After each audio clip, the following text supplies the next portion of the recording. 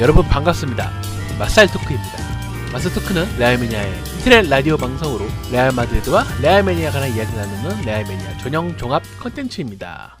네, 이번 시간에는 레알 매니아의 한 달간의 이슈를 다루는 먼슬리 이슈 코너입니다. 네, 그럼 이번 시간에도 저를 도와주시는 분을 소개해야겠죠? 현직 축구 전문 기자로 활동 중이신 토트님이십니다. 네, 안녕하십니까. 토티입니다. 예, 잘 지내셨나요, 사이언님? 네, 저야 뭐 언제나 똑같이 뭐 아무 일 없이 잘 지내고 있습니다.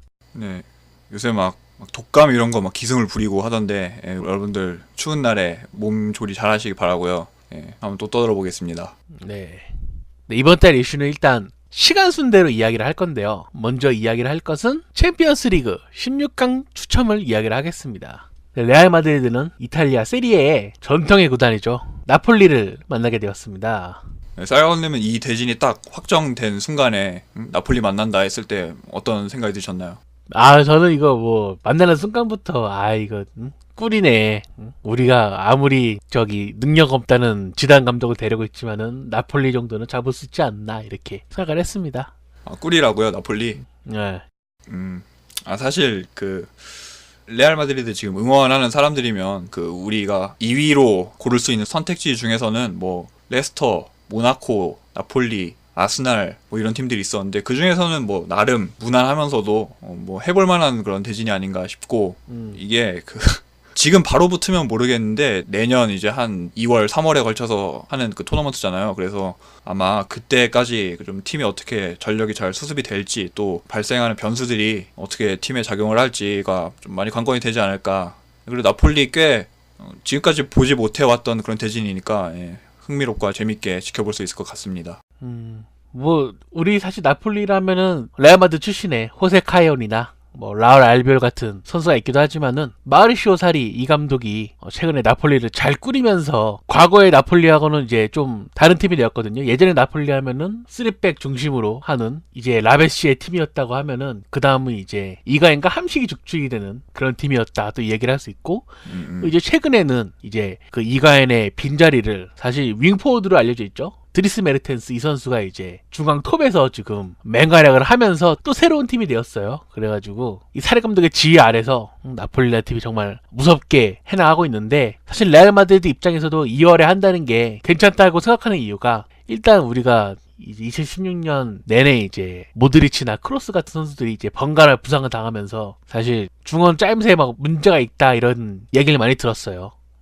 카세미르도 부상 복귀 이후에 제정신이 아니었고 따라서 2월에 이제 경기를 하게 됐다는 것은 장기 부상으로 빠져있던 선수들이 이제 속속 복귀를 하면서 다시 과거의 조직력을 짜맞출 수 있는 그런 여유가 생겼다 이렇게 해석을 할 수 있을 것 같습니다. 네, 앞서서 사리 감독 언급해 주셨는데 이 팀이 채택하고 있는 전술의 큰 기조가 우리 팀하고 어떻게 보면 좀 비슷한 면이 있어요. 4-3-3을 축으로 해서 이제 중원에 많이 뛰고 볼줄이 좋고 밸런스가 나름 잘 갖춰진 그런 3명의 미드필더를 축으로 해서 양 사이드 포워드들의 전진 측면에서 유니플레이 또 이제 세컨볼에 의한 마무리 뭐 이런 식으로 이제 공격을 전개를 하는데 뭐 언제나 그렇지만 중원 싸움이 많이 좀 분수령이 될 것 같고요. 이 팀이 가장 큰 게 이탈리아 축구에서 이제 흔히 표현하는 레지스타 자리에 뭐 조르지뉴나 디아와라 뭐 이런 선수들을 요새 기용하고 있는데 이 선수들의 볼줄, 빌드업 줄기를 얼마나 우리가 좀 잘 틀어막느냐 또 이 팀이 좀 중원에서 선택할 수 있는 옵션의 가짓수가 굉장히 많은데 뭐 사이드에서 받쳐주는 뭐 지엘린스키도 있고 브라질 출신의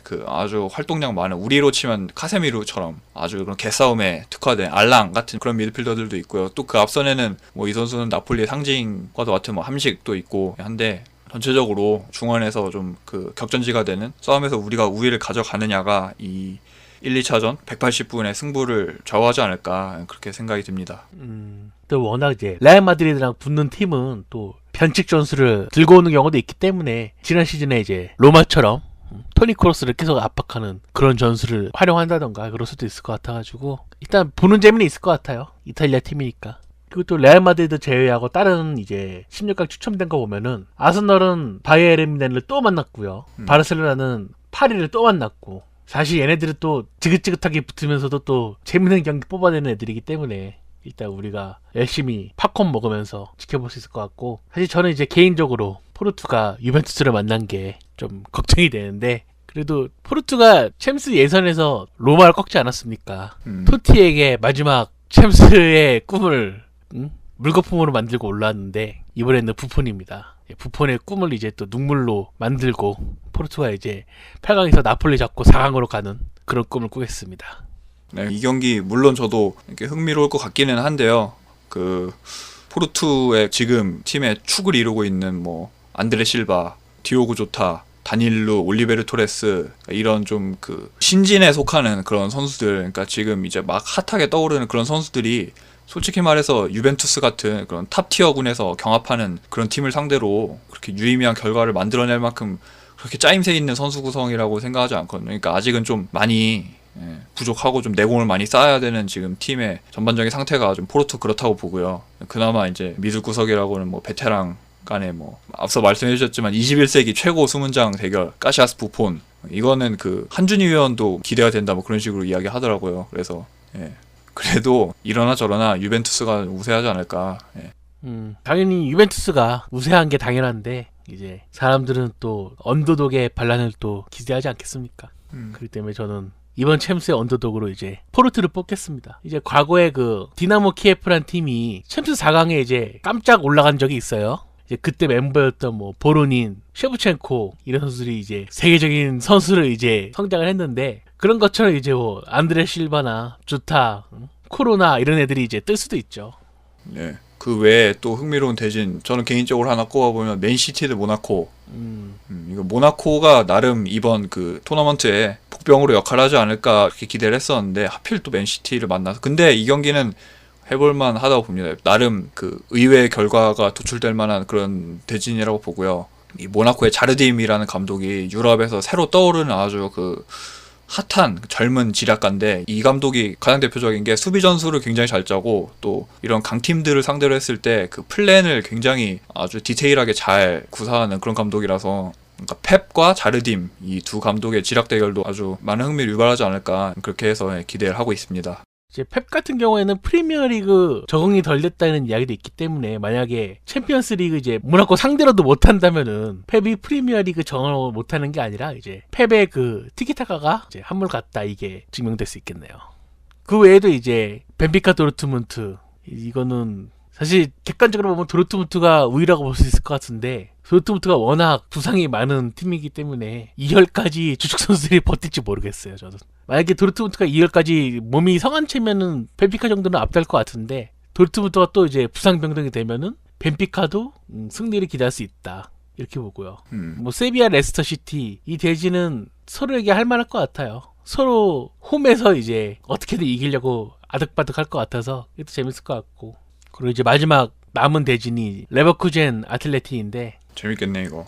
아틀레티가 이제 오블락이 카샤스행을 당했기 때문에 간만에 이제 모야 골키퍼가 챔스에 나오겠네요. 근데 뭐야, 그 선수 진짜 이제 그러니까 오랜만에 경기를 뛰어서 그런지 몰라도 이게 좀 감각이 좀 내려가 있는 건지 모르겠는데 너무 불안하던데요, 진짜. 뭐 백업 골키퍼였으니까 감각 없는 거는 어쩔 수 없죠. 이제 2월까지 계속 감각을 키우던지 아니면 아틀레티코 마드리드도 레알 마드리드가 골키퍼 영입한 것처럼 결단을 내리던가 해야겠죠.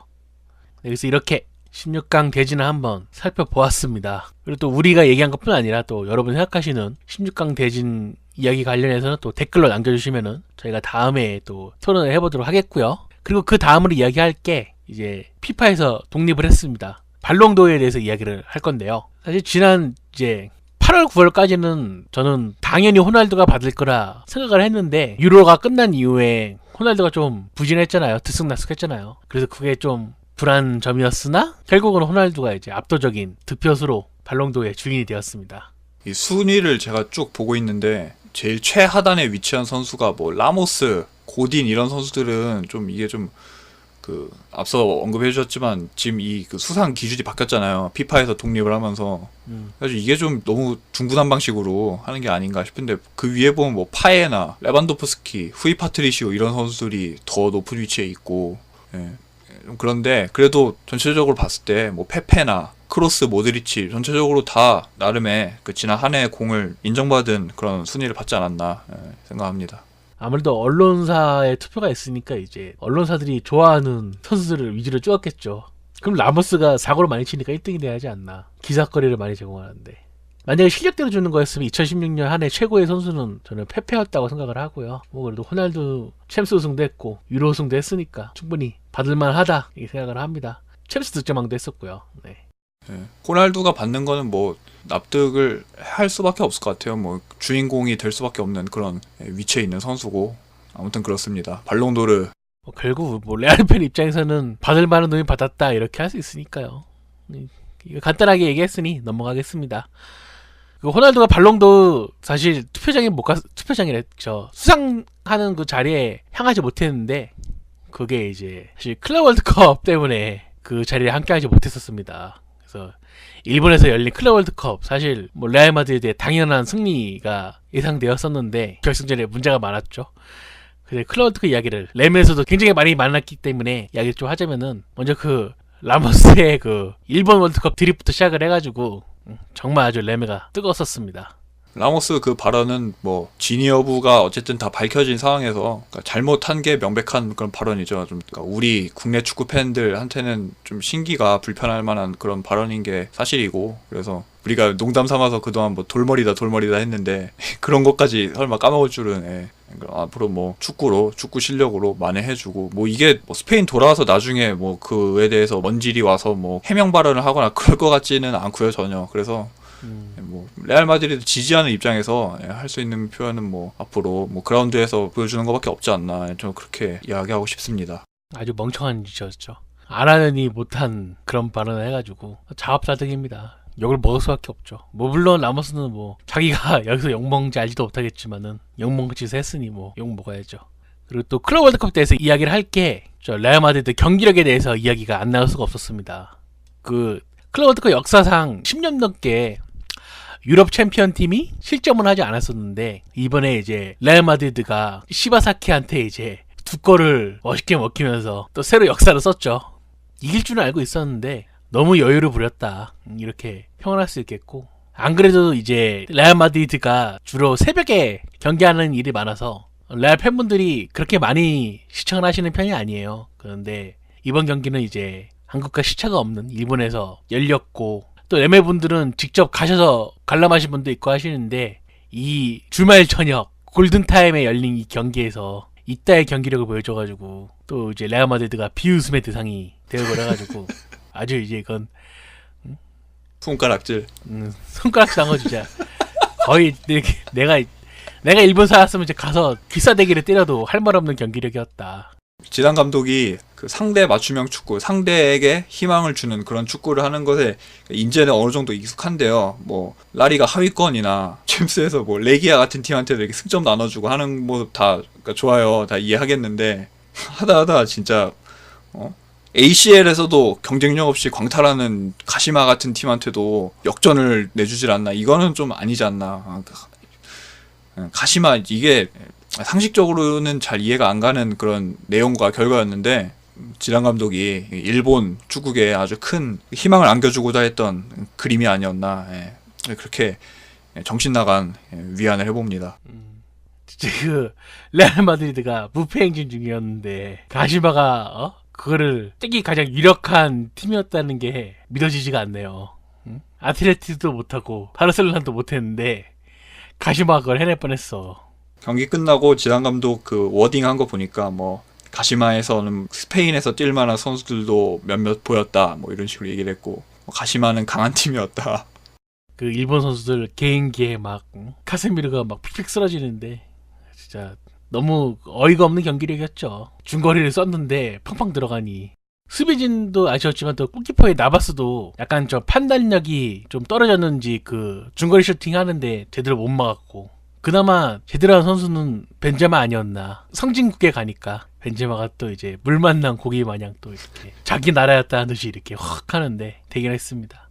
벤제마랑 뭐 그나마 이제 볼 좀 찼던 선수 모드리치 정도도 있을 것 같고 마지막 경기는 사실 호날두가 해트트릭을 하긴 했지만 사실 그 경기는 아주 부진한 경기력을 득점으로 세탁한 그런 경기였죠. 그렇죠. 뭐 호날두가 기회를 날리면서 자기가 스스로 연장전까지 끌고 가는 셈이니까 거의 그냥 그 MVP도 거의 엎드려 절받기 수준이 아니었나. 이러니까 스타 하는 것 같아요. 결국에는 그런 와중에도 자기가 주인공이 되는 그런 한두 방으로 딱 이렇게 헤드라인을 뽑아버리니까 라모스도 주인공이었죠. 친일파. 친일 사전에 이름 등재되는 줄 알았어요, 저는.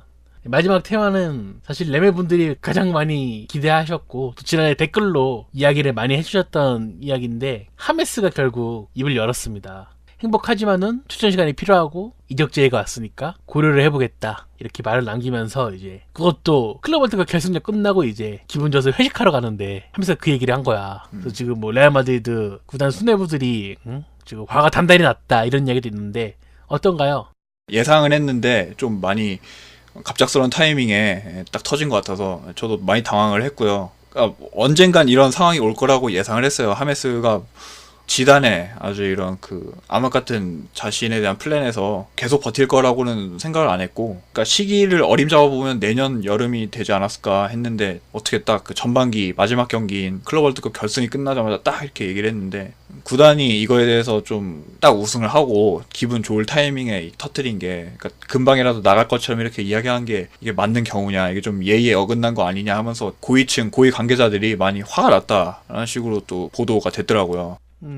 구단 입장에서는 충분히 그럴 수 있다고 봐요. 피파 주간 대회에서 이제 우승하면서 트로피를 하나 또 쌓게 되었고, 사실 졸전이었지만은 어려운 경기 끝에 겨우겨우 승리해서 이제 우승하고 이제 기분 좋게 밥 먹고 집에 가려고 그러는데 하임스가 그런 좀 구단에 초치는 식의 이야기를 했으니까요. 안 그래도 이제 레알 마드리드가 할 수 있는 공식적인 마지막 경기였고, 그러니까 충분히 할 말이 있으면은 그냥 구단에 저 페레스한테 카톡 보내서 얘기하면 되는데 왜 괜히 그 마이크 앞에서 카메라 앞에서 그 얘기를 하는가, 충분히 아실 수 있죠.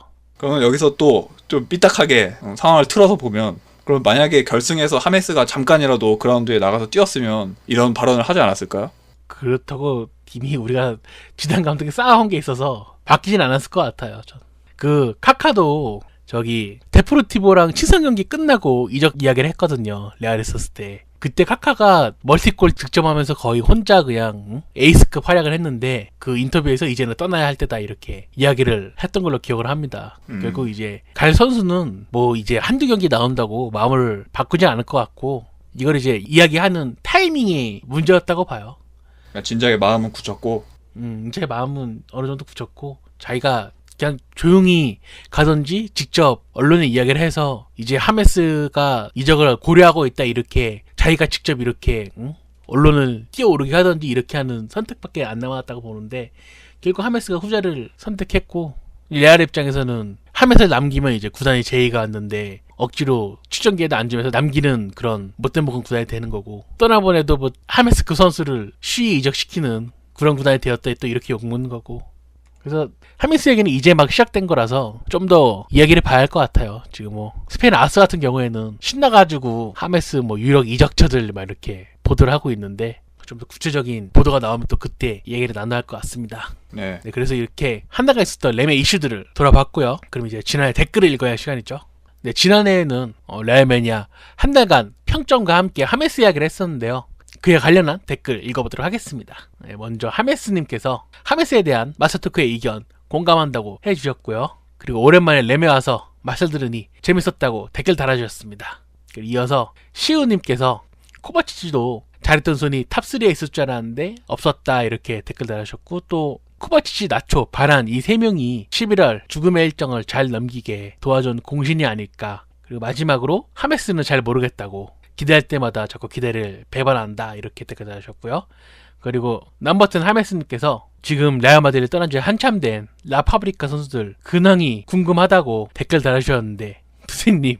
예, 이거는 한번 고려해봄직한 그런 주제가 되지 않을까, 앞으로 한번 검토를 해보도록 하겠습니다. 카이온 같은 경우에는 곧 챔스에서 보게 될 테니 이 선수가 지금 어느 정도 하고 있는지 알 수 있을 것 같고요. 사라비아 같은 경우도 한 달도 안 남았죠. 이제 해 바뀌면은 곧 세비야전을 하기 때문에 이 친구가 또 어느 정도 성장했는지 우리 눈으로 직접 확인해 볼 수 있을 것 같습니다. 그리고 넘버10 하메스님께서 마지막으로 날씨가 많이 추워지는데 건강 조심하시고 마살 화이팅입니다 이렇게 댓글 달으셨고요. 그리고 엔조님께서 오랜만에 잘 들었습니다. 감사합니다 이렇게 댓글 달으셨고요. 라우데 토마스님께서 하메스의 장점은 동료들과의 패스워크를 활용해서 공간을 찾는 능력이라고 댓글 달으셨는데, 요즘은 그런 장점이 잘 발휘되지 않는 것 같다. 우리가 버리기엔 너무 아까운 선수라고 생각해요 이렇게 댓글 달으셨는데, 아까워도 어쩔 수 없죠.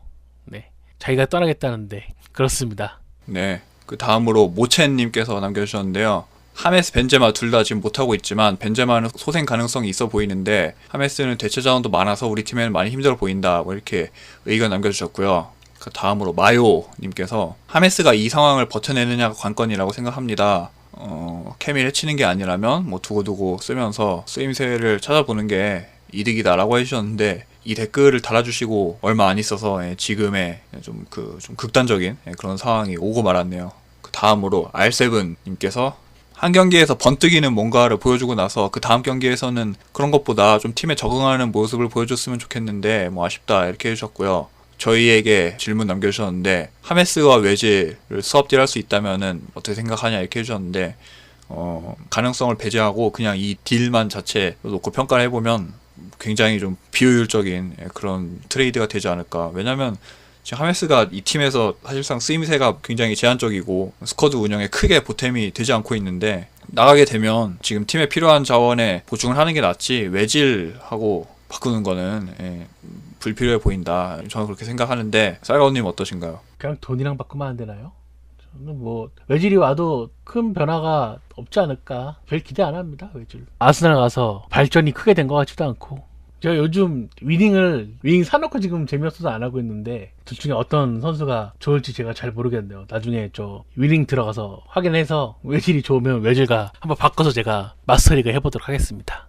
네, 그리고 마지막 댓글로 나의 영웅 메카님께서 남겨주셨는데요. 시간이 나서 한 번에 마스터 토크 들었습니다. 하메스 적당한 오퍼가 오면 생각을 해봐야 한다고 보는데 공격진에서 마땅히 영입할 선수가 없어 보인다 해주셨고요. 또 그렇다고 안고 갈 수도 없고 호날두가 지금은 건재하지만 그 이후엔 어떻게 될지 모르기 때문에 또 베일도 유리몸이어서 아직은 에이스라고 하기엔 부족하다. 그래서 하메스를 팔고 공격수를 영입하는 건데 그럴 만한 선수가 아쉽네요. 뭐 이렇게 의견 남겨주셨습니다. 그 아래에 R7님께서 미래 포워드로 안드레 실바는 어떨까요? 포르투 전문가 쌀가우님. 안드레 실바는 일단 큰 경기에서 검증이 너무 안 됐어요. 이 친구들 약한 팀한테는 강하고 강한 팀에는 약한 그런 투인배적인 모습을 보이고 있어가지고 좀 더 봐야 할 것 같습니다. 네, 이렇게 댓글 달아주셨는데요. 정말 감사드리고 이번에 댓글은 아까 얘기했듯이 챔스 16강 추첨에 대한 이야기나 발롱도우, 클럽 월드컵, 하메스 이적 선언 아니지 이적 발언에 대한 이야기를 남겨주시면 감사하겠습니다.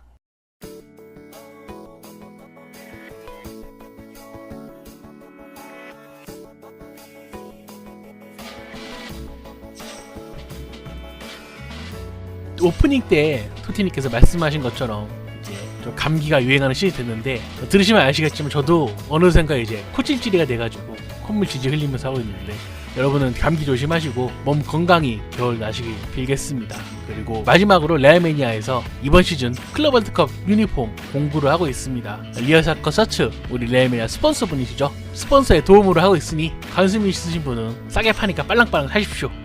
네, 그럼 그 다음에는 게스트와 함께하는 초대남 시간인데요. 누군지는 얘기하지 않겠습니다. 다음 주에 그분과 함께 아주 살벌한 이야기를 할 테니 여러분 많이 기대해 주십시오.